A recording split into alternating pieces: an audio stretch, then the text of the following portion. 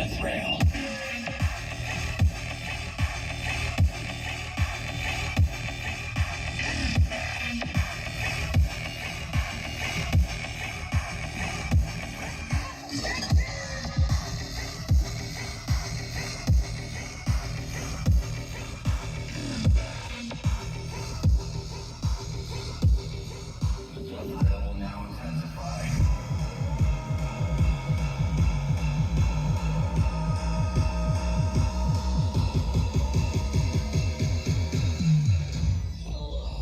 Welcome to your demise.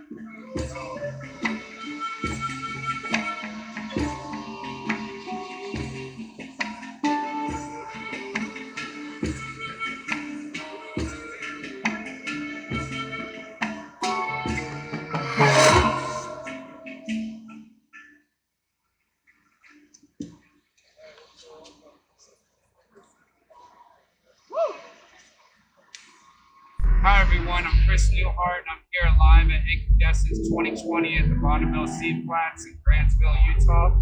And I'm here with... Hi, I'm Juicy Josh. I'm here with the Watchman. Our main role here is basically to ensure that everybody is having a good time, but being safe and respecting everybody's rules that are in place, and respecting the fellow participants. Everybody's here to have a good time and have a wonderful experience for the most part. So to break it all down, we're your friend. Heck yeah. I mean, if I see somebody that is maybe had a little bit too much to drink, maybe find them some water if they need some water. Or a big part of what we do is de-escalation. Right. We don't want any harm. We're not security by any means. We're not in charge of the rules. We are just here to make sure that we're like a buffer between us and between the participants and actually anything happening. That's awesome. So, it's all about a term that's used a lot is social capital. Right. It's so easy. We operate on social capital. We're your friend. I want to be your friend. I'm not here to enforce anything, just to explain maybe why we shouldn't be doing it. Right. Or, hey, when it comes to maybe drugs or anything like that, it is illegal in the state. Right. So we really can't be having that out. It's all on there. Everybody's on their thing, and can't allow it. Right. So it's more of a please don't make us. For real. I would rather really not do it. Heck yeah. I want to walk around and see that you're having a good time. For real. Get the people out of the sun that have been in the sun maybe a little bit too long. Right. Find your friend. Your friend. Awesome. It's much easier. Heck It's always yeah. about just getting another somebody that they know. Right. More involved. Stepping back, observing a situation, and make sure that you're actually seeing what you think you're seeing. Heck What's up? yeah. There's three sides to every story. Your side, my side. And don't you guys go through some training? Yes, we do. We Yeah. have Watchman training where we get together. We go through all of this different stuff. We run different scenarios. So it's just more of a comfortable vibe. So It's a really common sense type of volunteer volunteer position. Heck yeah, and could you let people know before we get going if they want to volunteer for future events, how they go about that? Oh, absolutely. Please go to Incandescence, look up the Watchman, and drop us a line, and we will totally get you all of the information that you need when we're going to have trainings, when we're going to have different types of trainings. We have different levels. We have people that are more for the general public, Right. and then we have other individuals that are more specialized to operate on an individual level. So maybe somebody's not particularly happy at the right time, Yeah. and they need an emotional support. We have people that are more trained in that type of interaction. That's smart. It's the more you know, the more you can do. Heck yeah. Well, thank you so much for your time and information. We greatly appreciate it. And everyone stay tuned. And if you want to volunteer and become a Watchman, go to the links that he was talking about earlier. And thank you everyone for tuning in. Much love and respect. Thank you. Hi everyone, I'm Chris Newhart and I'm here live at Incandescence 2020. We're at the Bonneville Seabase and I'm here with Clayton AllRed. And could you tell people, Clayton, a little bit about yourself that might not be familiar with you? And real quick, again, thank you for taking the time to do this interview. I greatly appreciate it. Heck yeah. So, I'm Clayton AllRed. I've been a professional fire dancer for the last 14 years of my life. Been spinning for like 15 and a half years. Fell in love with it at my first burn in 2001. Changed my life. It was the sexiest thing I ever saw. Heck yeah. And, Burning Man in general changed my entire concept of what was possible, or what human beings can create when they're fully committed, and especially when they unite with a common goal. Right.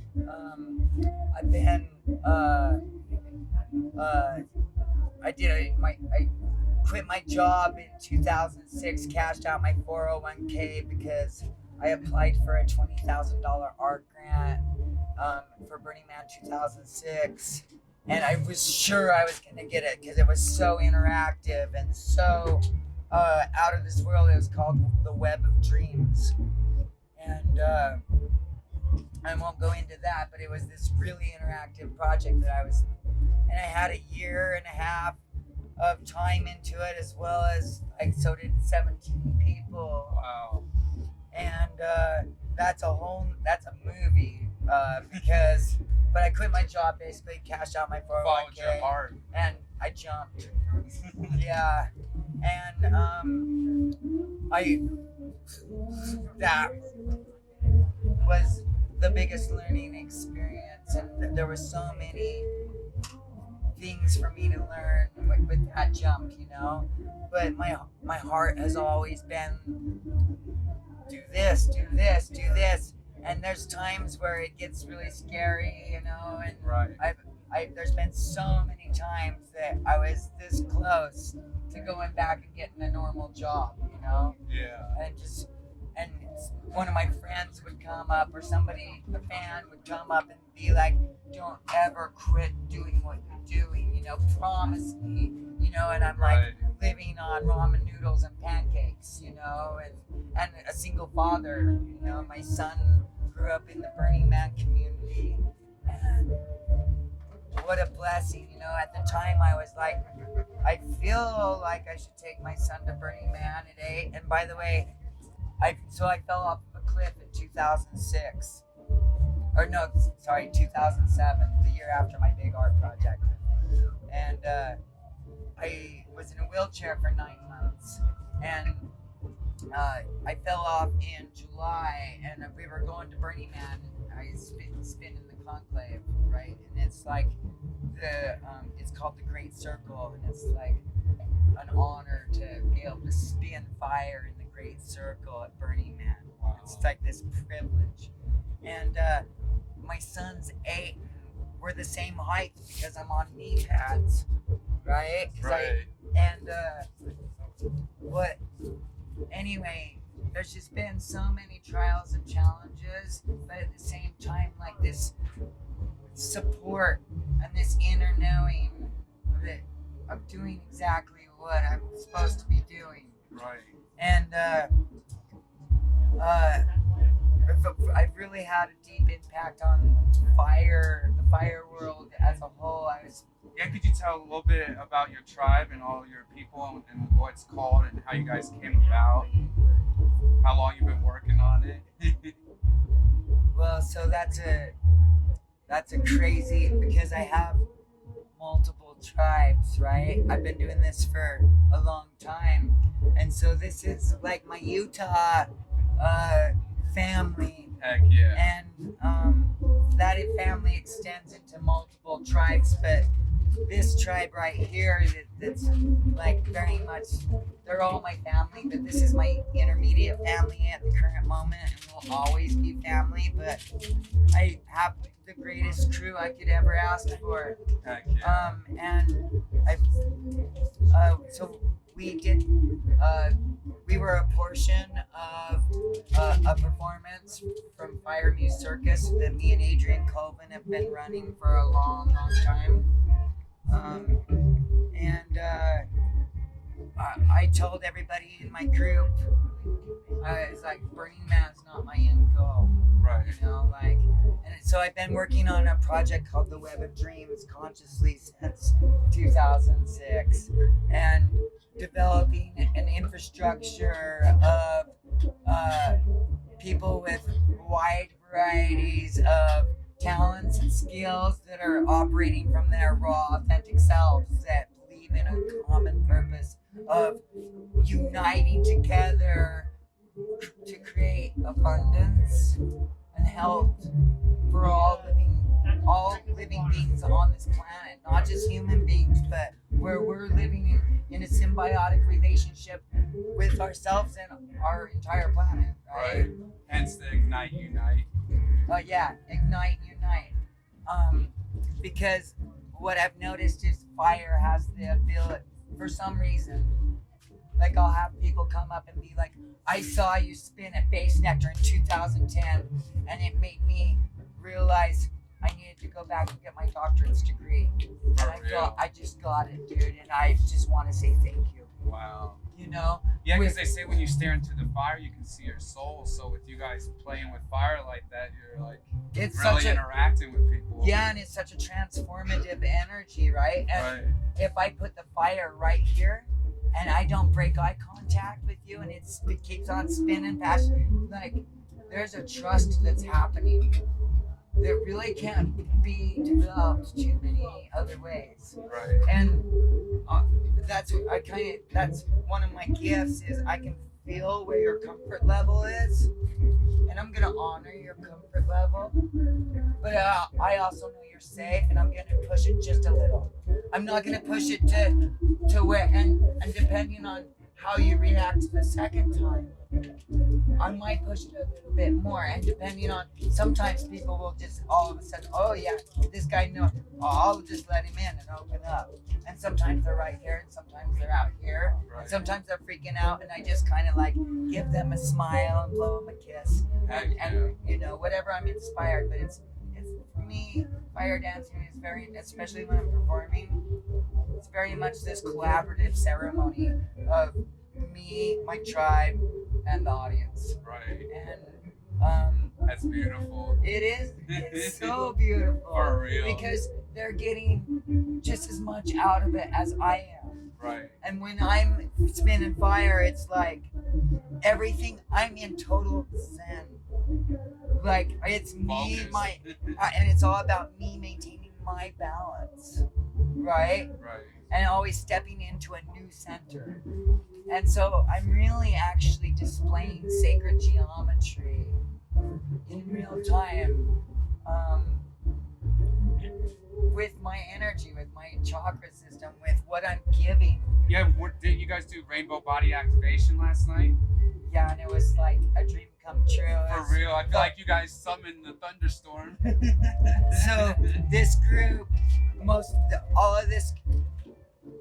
of this group was already in rainbow. Well, it was probably 50% Breath of Fire made up rainbow, and then another 50% of dear friends that are connected, that are now have just been adopted. They've all become fire spinners in the process of being in Rainbow. Right. Heck So yeah. now everybody in Rainbow is actually in Breath of Fire now. That's what's up.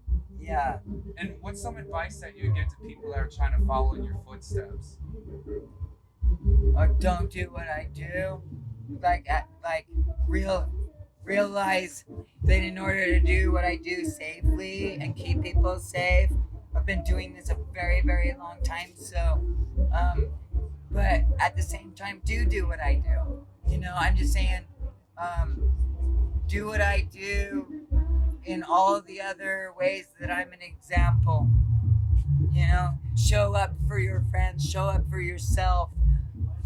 That's beautiful. Be conscious of where you're putting energy and what that energy is creating.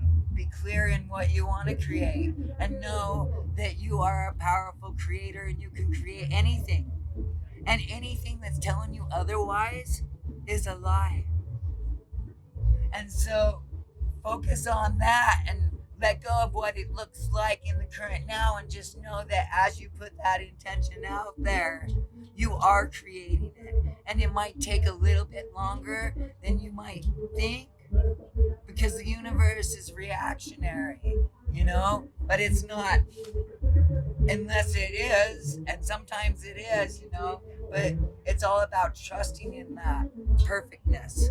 And that goes for the trials especially, because it's an opportunity for me to learn how to navigate things from a higher state of consciousness and awareness than what I previously had. So it's like this growth process. And as long as I don't get caught up in judging myself or stepping into shame, and I fix what I learn immediately, and I take accountability for my actions, and I reach out to my friends when I make a mistake and I say, hey, I realized I put you in this situation and this is what you can expect from me in the future, and then doing that. You know, the more you do that, the more you're honoring yourself, the more integrous I am being, and by doing so, I'm calling forth people and relationships that can relate to me on that level and reflect that. And by doing so, I have gathered a team of absolutely amazing, beautiful, powerful individuals of all walks of life, of all religions, races, that are authentically operating from a space of owning who they are. Heck yeah. And this rainbow body was so much work. We did two months, 4 practices a day for like 2 to 4 hours a day, and that's just with the dancers. That's not figuring out the audio, going in and recording the audio, working out the visual, all original visual mapping, or you know, the projections. And last night, actually, we were supposed to have a full tech rehearsal Thursday. Didn't have the video, we created our own audio. It's been this beautiful opportunity for us to shift, rearrange, and navigate like different, like really fast changing scenarios, especially with this festival, and you know, like all the changes it's gone through with COVID and you know, people, and making sure safety is in place so that we can do this safely and have a great result, because you know, human connection is actually on the 3rd level of hierarchy of needs. Fear isn't. No truer words spoken in one of my interviews. I greatly appreciate all that knowledge and wisdom. And thank you for giving that to our viewers. And real quick, so I can let you get back to what you're doing and everything, could you give everyone your links, your website, your social media, where people can go and like and comment and share and see where you guys are going to be performing next? So there's a Breath of Fire Facebook page. There's a Breath of Fire Instagram, and then Clayton AllRed. That's really there's AllRed Fire Tribe. There's and I'm actually starting a church, and we're submitting paperwork on this in 2 weeks actually to become with IRS and the state and to make it all, and then we gotta wait. You know? So right now we're operating as So Flames, which stands for the spark of love, art, music, equality, and sustainability. That's what's up. And with the intention of becoming Co-Flames, the Church of Fire, Love, Art, Music, Equality, and Sustainability. Wow. And sounds deep. yeah, it is, because what fire does? Fire does unite people. That's where language comes from. It's what first set us apart, really, from other animals, right? Right. And it gave us an opportunity to sit in a circle around a fire and start communicating, right? And only through communication can we reach peace. yeah, understanding, acceptance, compassion, and most importantly, vulnerability. And the reason why is because when you're vulnerable, it gives others the ability to relate to you. And a lot of times we choose not to be vulnerable because we're scared that nobody else is like us. And when we do choose to be vulnerable, all of a sudden we discover there's a lot of people with the same feelings, going through the same things. And it gives people the ability to talk about it and relate, and where it was held captive in a space of fear. And by doing so, it's giving the opportunity for some deep conversation and some deep understanding. And with that, we can have compassion. And with that, we can have forgiveness. And with that, we can heal the world. And one last thing that I do want to talk about, because it's probably the thing I'm most passionate about. Heck yeah. In my opinion, the world can't do anything other than bitch and kind of create these other little band-aids. But nothing can really change until the world's populace is aware of new options and new ways of doing things. And no one way is going to work for everybody. In fact, no 5 ways is going to work for everybody. But if we can give people enough alternative, affordable working solutions to basic human needs, Right. that there's enough options, that there's something out there that's going to work for everybody and not reduce the luxury value or the artistic value, because that's important as well. Right. And the more we can make a populace aware of new ways of doing things, then we can make informed decisions. And then once everybody has their needs taken care of, we can start having much different conversations.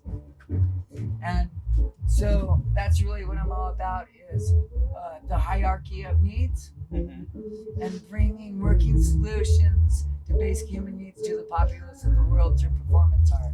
Heck yeah, that's what's up. And uniting like-minded artists and individuals and scientists and doctors and all traits of knowledge together with the common purpose of shifting things. Heck yeah. Well, again, thank you so much for taking this time to do this interview. Appreciate you being so open and honest, and thank you everyone for tuning in. Hey, wait, one second. I'm probably the oddball cast, Oh, you're good. Yeah. What did you think of the show last night? Oh, it was amazing. I'm glad you actually asked me that question. Towards the end of it, I was actually front and center, and you and your tribe were like right in front of me and had all the fire, and you were doing some of the things you explained earlier, that you had the fire kind of close to me, and your tribe was just so close, and it was just so beautiful, and it was an amazing experience. I felt a spiritual experience, and I enjoyed it immensely. I highly recommend it to anyone who hasn't experienced this man and his people's work. It's very healing and beautiful, and I want to thank you for that. It was amazing last night. We made eye contact, and I felt something special, and I'll always remember it. And don't ever stop being you, and don't ever stop doing what you're doing. You know, I greatly appreciate it. So, Awesome. heck yeah. Thank you so much, Chris. Thank you. I appreciate you, brother. And everyone, check out this man and his great works, Clayton AllRed. And much love and respect, everyone. Awesome.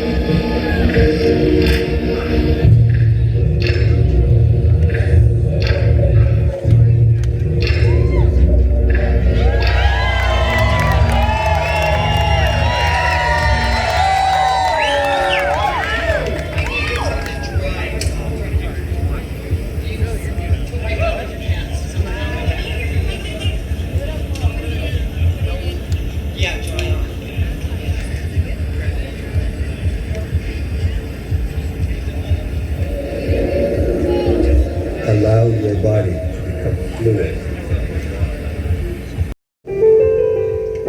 Suddenly, I don't know if I've let you in again. And why do we wait when all we do is dream? Why do we wait when all we do is dream?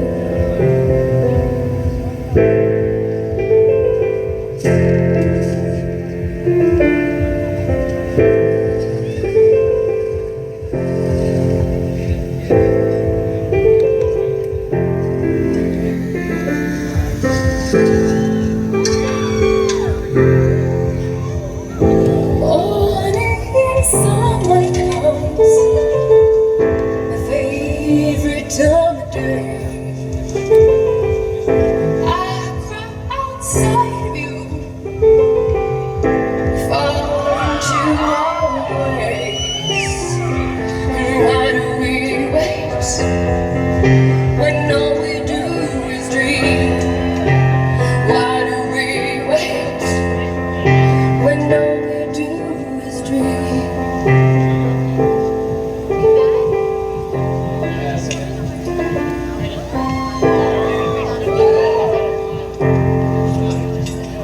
Sanctuaries all die, and it's up to you, the sky.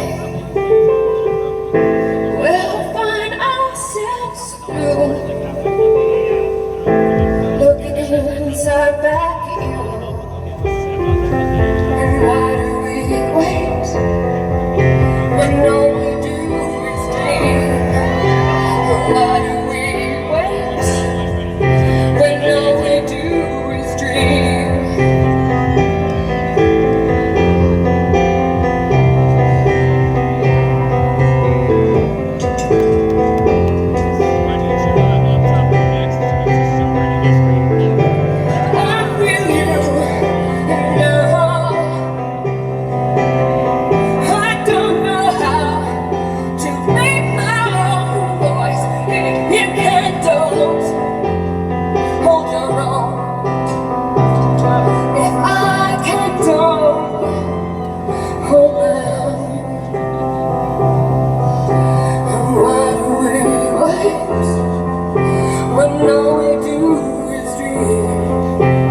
why do we wait when all we do is dream?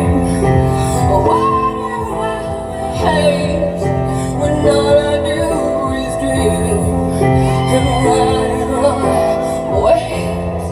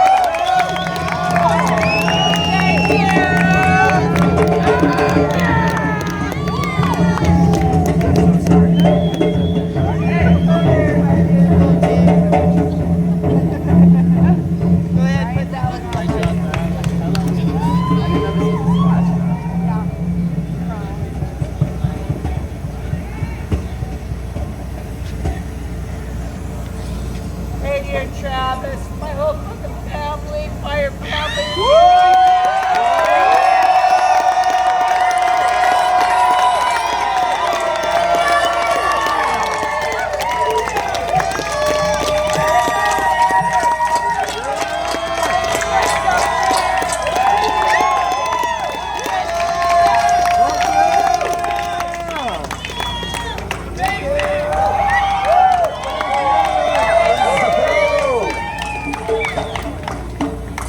Yeah, 1, 2, 3, one more time.